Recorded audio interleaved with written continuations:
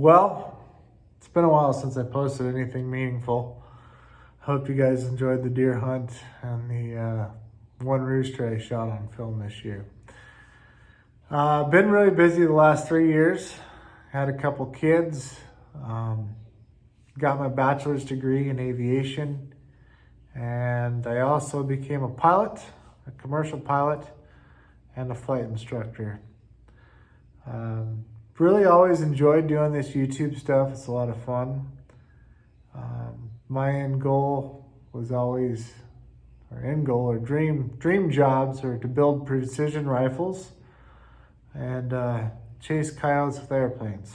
So we moved back to South Dakota, bought a house, completely remodeled it last year. Finished up my bachelor's degree this spring.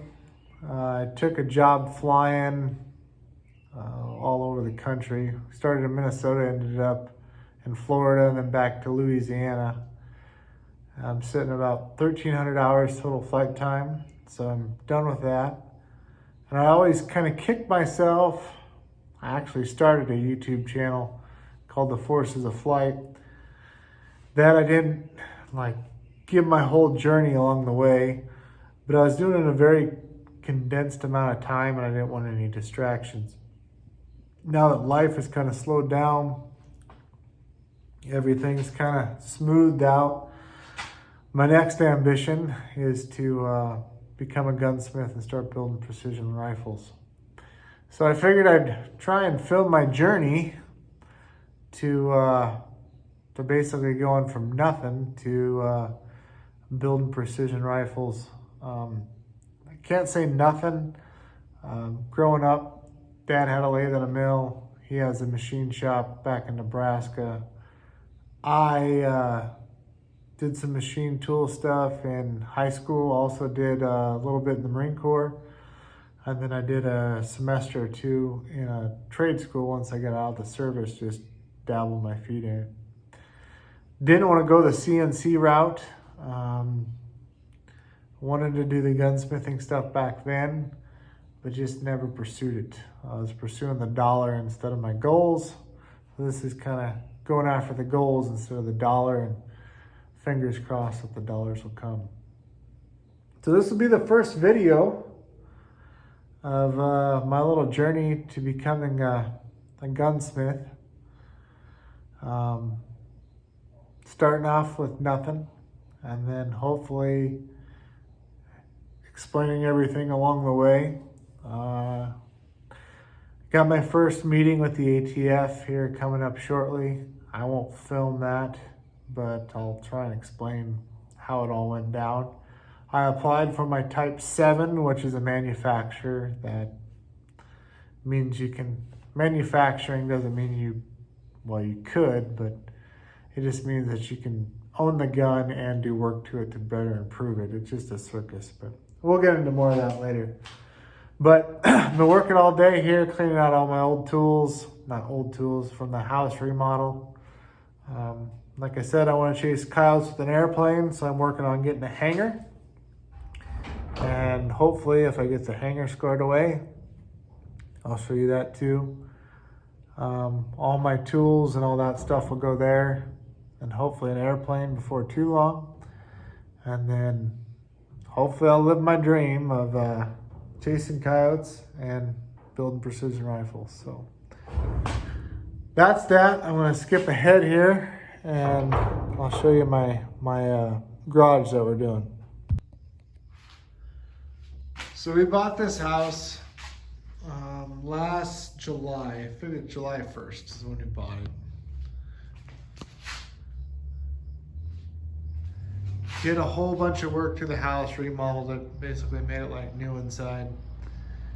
And it had a little garage in the back. And I said, hey, I want to turn that into a machine shop, gunsmithing shop. But it needed a lot of work. Luckily for me, I'm not afraid of work. Been very blessed to get showed a lot of stuff over my life on how to do stuff with my hands. So today I went through and cleaned out all my tools that I ain't gonna need for this project. Cleaned out everything in the rafters except for some heating elements there. I gotta take them down. They were covered up by the door when I opened it. And this is gonna be my machine shop / gunsmithing shop. I'm new at this vlogging stuff. I've done some home improvement projects that I did some quick videos. But for YouTube, if you guys got any advice or camera's too shaky or audio sucks, just let me know. I'll try and keep it as real as possible. So this concrete was poured by a gentleman that did it in bits and pieces as how he could afford it. And there's nothing wrong with that at all. I mean, we all got to do stuff as we can afford it. But you can see, if we're gonna put a lathe or a mill or anything precise in here, and we straddle cracks, it'd make the machine tilt and flex, and it's not good for the machinery. Plus, you're dealing with little bolts and screws and stuff like that. They always fall in a crack. I don't like how this sits so close to the ground, so I'm gonna raise it up as high as that sill plate there. Take care of the unevenness. I'm gonna fill that up with sand, smooth it all out so everything's nice and smooth with sand. Lay down a 1/2 inch of foam and then pour the concrete on top of that. Anybody knows anything about concrete and thinks that's a stupid idea, let me know, but that's the goal. I'm gonna keep the concrete away from all the posts, so it's just a floating solid slab reinforced with wire mesh. We should be good to go. Life should be good there. So since this is gonna be a gunsmithing shop, and it's not very big, I wanna make room for expansion. So when I do this build, this whole door here, there's an old garage door, it's gonna get taken out, and I'm gonna put a new wall on the back side. Then this, on this end, over here, I'm gonna make a 4-foot removable wall so we can take machinery in and out of here. There's an alley back there. Trying to think ahead here, how you're gonna get big machinery in and out here if you ever had to. We're gonna tin the sidewall, so that should be pretty easy. Take off the tin on the exterior, zip out some screws, take out the wall, move in the machinery, move out the machinery, put it back together. Being a pole shed, there's no structure on that wall. It's just kind of there for looks. Then this place is pretty small. It's 18 feet wide but 22 foot deep. And I know from owning my own business and shop in the past, stuff fills up quick.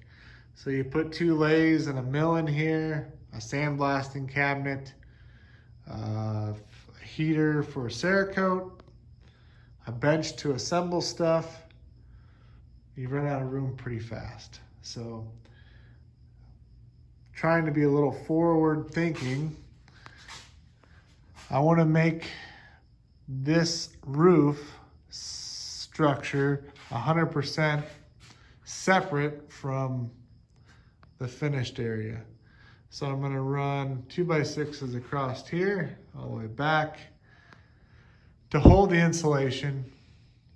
So if I ever need to, I can just take off these trusses up here, sink more poles over here, and make this twice its size, and without affecting anything in this area. I think that'd be smart. It's not going to cost me any more money. It's just trying to stay ahead of myself with my plans. Haven't bought a lathe and a mill yet. I've been looking super hard. I've been looking for an airplane too, but we'll get into that with another video. But this is my journey. This is my plans. This is my starting feature here. If you ever guys want to ask any questions or whatever, let me know. But I hope you guys enjoy the journey and look forward from hearing y'all. And sorry I was gone for so long. So see ya.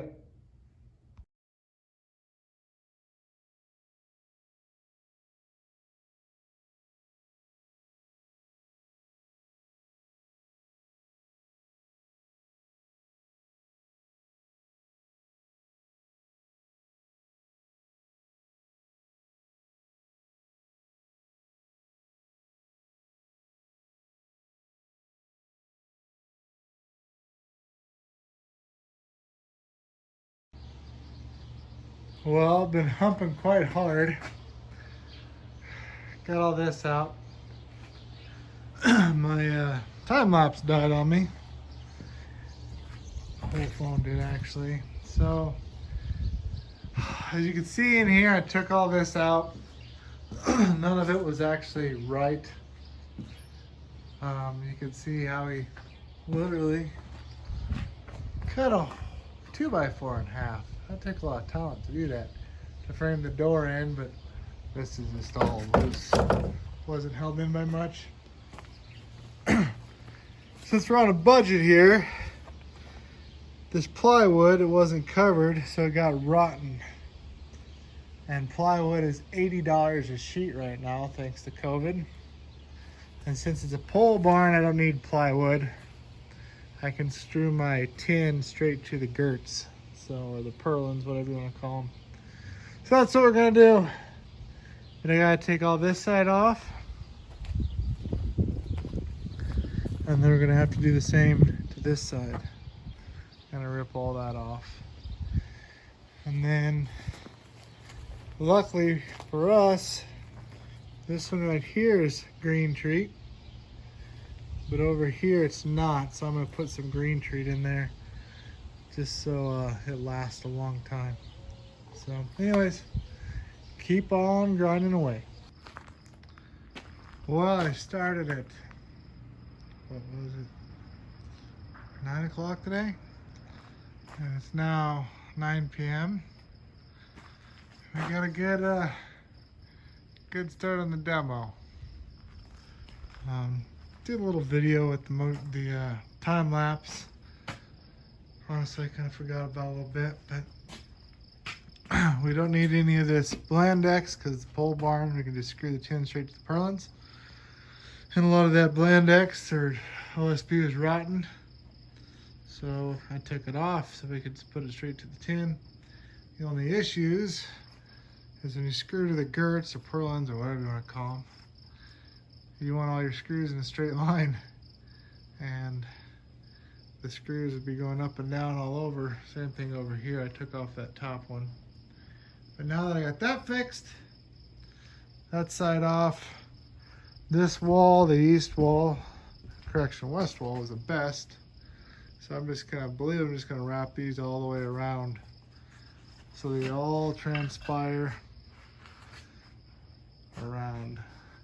And then in the back, I'm gonna put another post, just like they did up here, to support that beam. So anyways, it's late, it's tired, I'm dirty, getting bit by a bug. So hope you guys enjoy it. See ya.